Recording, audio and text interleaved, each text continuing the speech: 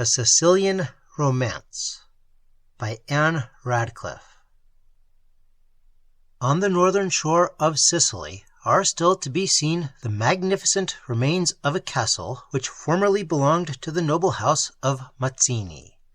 It stands in the center of a small bay and upon a gentle acclivity which, on one side, slopes toward the sea, and on the other rises into an eminence crowned by dark woods. The situation is admirably beautiful and picturesque, and the ruins have an air of ancient grandeur which, contrasted with the present solitude of the scene, impresses the traveler with awe and curiosity. During my travels abroad, I visited this spot. As I walked over the loose fragments of stone, which lay scattered through the immense area of the fabric, and surveyed the sublimity and grandeur of the ruins, I recurred, by a natural association of ideas, to the times when these walls stood proudly in their original splendor, when the halls were the scenes of hospitality and festive magnificence, and when they resounded with the voices of those whom death had long since swept from the earth. Thus, said I, shall the present generation, he who now sinks in misery and he who now swims in pleasure, alike pass away and be forgotten.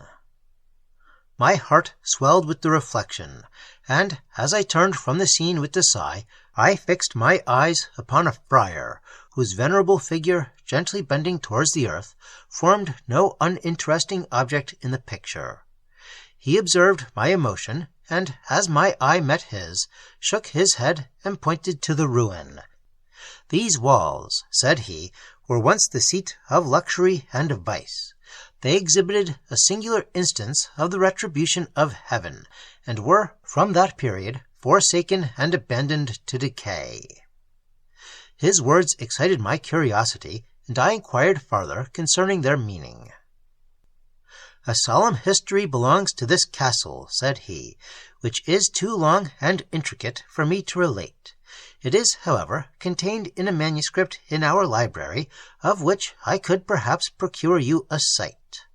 A brother of our order, a descendant of the noble house of Mazzini, collected and recorded the most striking incidents relating to his family, and the history thus formed he left as a legacy to our convent. If you please, we will walk thither. I accompanied him to the convent, and the friar introduced me to his superior, a man of an intelligent mind and benevolent heart, with whom I passed some hours in interesting conversation. I believe my sentiments pleased him, for, by his indulgence, I was permitted to take abstracts of the history before me, which, with some further particulars obtained in conversation with the abbot, I have arranged in the following pages.